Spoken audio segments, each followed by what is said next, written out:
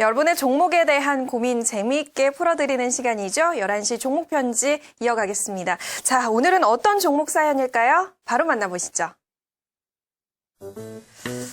안녕하세요. 저는 주식 초보자입니다. 결혼 3년 차인데요. 그동안 저 남편과 저는 안정적인 재테크만 했어요. 그러다가 작년에 말 계좌를 보니까 많지는 않지만 조금 여유가 생겼더라고요. 그런데 이때 저는 주위에서 이런 소식을 들었습니다. 세댁, 요즘 세상에 은행 금리 가지고 적금 만드는 사람이 어디 있어? 젊은 사람이 참 고지식하네. 이렇게 젊었을 때 공격적으로 투자해야 되는 거야. 공격적으로. 주식 투자 어때? 주식 좀 아나? 남자예요, 여자예요? 중성이에요. 뭐 어쨌든 저랑 남편은 안 그래도 주식 생각을 조금 하고 있었거든요. 왠지 은행에 묵혀두고 있으니까 불안한 것 같기도 하고 해서요. 그래서 공부에 들어갔습니다. 제 남편이 정말 꼼꼼하거든요.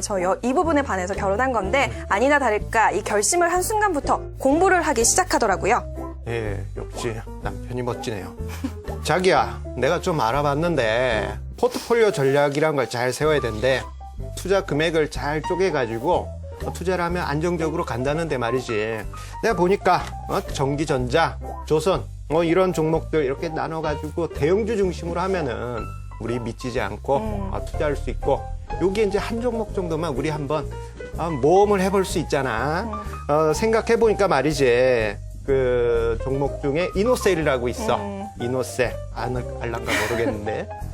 적십자하고는 관계가 없는 녹십자하고 관계가 있는 그러한 회사래. 그 회사를 인수했다고 하니까 뭐 이제 좀 더 좋아지지 않겠나? 그래가지고 이노셀 우리 한번 화끈하게 투자해보자.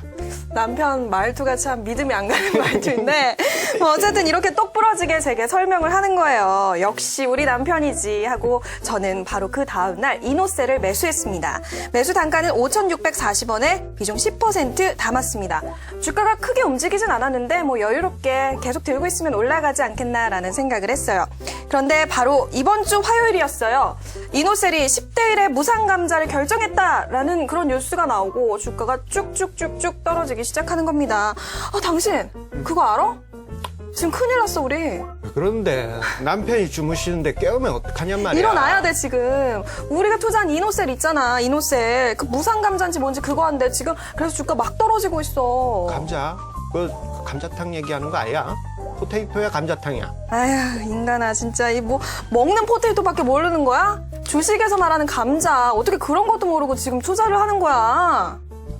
자존심 상하게 뭐 그럴 수도 있지 뭐. 좀 기다려. 주식 투자는 장기야 장기. 워렌 버핏도 장기로 해가지고 부자 된 거야. 기다려봐 좀. 워렌 버핏은 알고 감자는 몰라 지금? 감자는 내 감자탕에 소주 내 조만간 사줄 테니까 좀 기다려봐라. 어쨌든 전문가님 저희 이래서 지금 손실을 보고 있는데 이 종목 어떻게 해야 하나요? 이렇게 고민을 올려주셨습니다. 예. 남편분이 좀 답답하시네요. 네, 아니 근데 이성수 대표님 어제보다 훨씬 일취월장한 그런 연기력을 보여주셨어요. 역시 예. 경상도 사투리가. 예, 요즘 연기 연습을 그렇게 하신다고 네, 많이 하시던데. 합니다. 예, 다시 한번 정리를 해드릴게요. 이노셀입니다. 이노셀 5,640원에 10% 매수하셨다고 합니다. 뭐 여러 가지 이슈가 있는 종목이어서 대응을 어떻게 해야 되는지 많은 분들이 고민하고 계실 것 같은데 이 종목 대응 전략 어떻게 세우는 게 좋을까요? 그렇죠. 이노셀에 대한 기대감 가지신 분들 많이 계실 겁니다. 이 녹십자, 튼튼한 제약회사에 인수되었기 때문에 이제 일취월장하지 않겠느냐 이런 기대감이 있었지만 이제 무상감자라는 소식 때문에 바로 주가가 어제와 그제 급락을 했습니다. 자, 그런데요, 이 무상감자 그 자체만으로는 너무 공포에 떨지는 마시라고 말씀드리고 싶습니다. 이 재무회계적인 측면에서요, 하나의 그 트릭이라고 볼 수 있겠는데, 이 이노셀 같은 경우에는 약간의 일부 자본 잠식이 있었습니다. 그렇기 때문에 자, 녹십자로 인수된 이후에 녹십자 입장에서는 갑자기 이노셀이 감자 관련한 이슈로 인해서 만약에 상장 폐지된다던가 이러한 상황이 벌어지게 되면은 골치 아플 수가 있겠죠. 그렇기 때문에 아예 초반에 무상감자를 단행해서 자본 잠식 상태를 없애버리려고 하는 그러한 목적이 있다라고 볼 수 있겠고요. 자, 오히려 감자 이후에는 주가가 주식 수는 10분의 1로 줄어들게 되지만 주가는 10배로 올라가게 됩니다. 즉 이것을 곱해보면은 감자 전이나 감자 후나 가치에는 변화가 없다는 것이죠. 하지만 무상감자라는 그러한 심리적인 영향과 더불어서 그리고 중요한 게 이제 녹십자라는 인수 소식 때문에 주가가 급등을 했었다라는 점입니다. 자, 오히려 이 녹십자로 인수된 이후에 재료가 사라진 상황에서 최근에 이제 주주총회에서 녹십자 셀로 이노셀의 주가를 주식 회사 이름을 바꾸기로 결정을 했습니다. 완벽하게 이제는 재료가 다 끝났다라고 볼 수 있겠죠. 그렇기 때문에 주가는 감자라는 소식을 빌미로 인해서 주가는 급락했다라고 볼 수 있겠습니다. 자, 하지만 보통 그 아주 크나큰 악재 아닌 이상 보통 주가가 3일 정도 하한가를 그리게 되면은 바닥을 형성할 가능성이 높은데요. 자, 오늘 같은 경우 일단 기술적 반등이 나와 있죠. 자, 이러한 부분을 우리가 어떻게 대응해야 되겠느냐. 자, 일단 이노셀의 현재 주가 수준은 약간은 고평가된 수준이 계속 유지되고 있습니다. 그렇기 때문에 현재 위치에서 반등이 있더라도 또다시 허무하게 무너지면서 주가가 추락할 수 있습니다. 따라서 오늘 반등이 나올 때 비중 축소하시는 그러한 전략이 필요하다고 보여지고요. 자, 이 반등이 뭐 새로운 추세가 되지 않겠느냐. 그렇게 너무 기대하지 마시고요. 냉정하게 지금 투자 비중도 10% 정도로 그렇게 큰 비중은 아니시니까요. 과감하게 오늘처럼 이렇게 반등 나올 때 비중 축소하시는 것이 필요하겠다라고 전략을 세워드릴 수 있겠고요. 그리고 참고적으로 이야기 드리면요. 자, 이 무상감자로 인해서 거래가 정지되는 기간이 있습니다. 4월 25일에서 5월 12일 요 거의 뭐 한 달 가까운 기간이기 때문에 투자하실 때 그 전에 4월 24일 이전에는 무조건 정리를 하시는 것이 좋겠다. 그렇게 정리해 드릴 수 있겠습니다.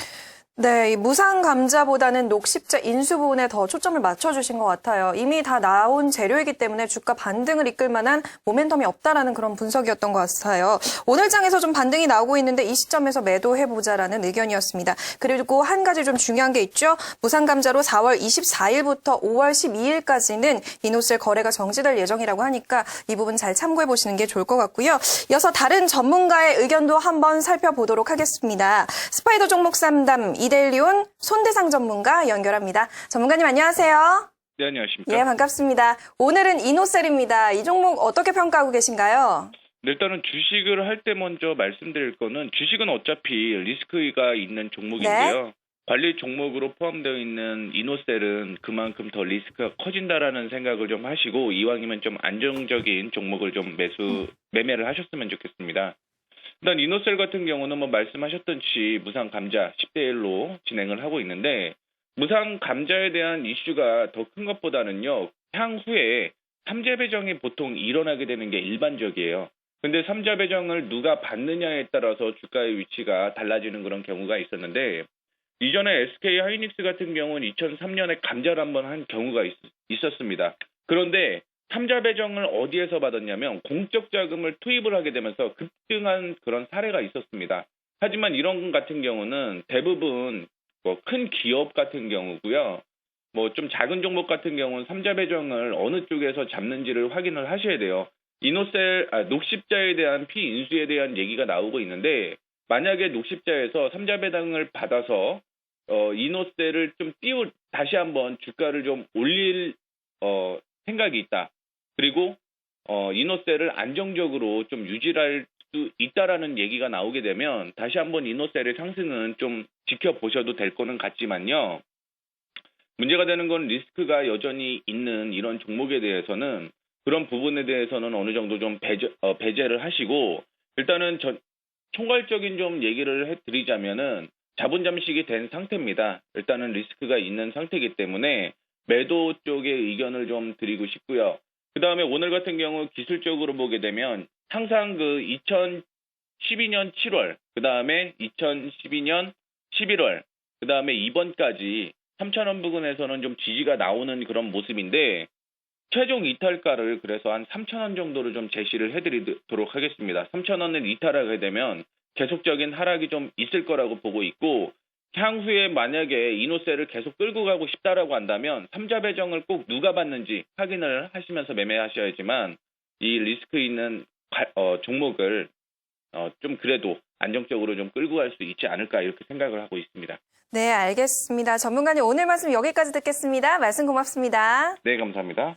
네, 오늘 이노셀에 대해서 알아봤는데요. 두 전문가 모두 매도 의견을 주셨습니다. 리스크가 남아있는 만큼 현 시점에서 매도해보는 게 좋지 않겠냐라는 그런 문성 나왔으니까 좀 참고해보시는 게 좋을 것 같습니다. 네, 오늘 이렇게 이노셀에 대한 투자 의견 들어봤고요. 이성수 대표님 블랙박스 이어가셔야죠. 네, 준비해주세요. 자, 앞으로 여러분의 종목 고민 이렇게 재미있게 풀어드리도록 하겠습니다. 11시 종목 편지 참여를 원하시는 분들 참여 방법 알려드릴게요.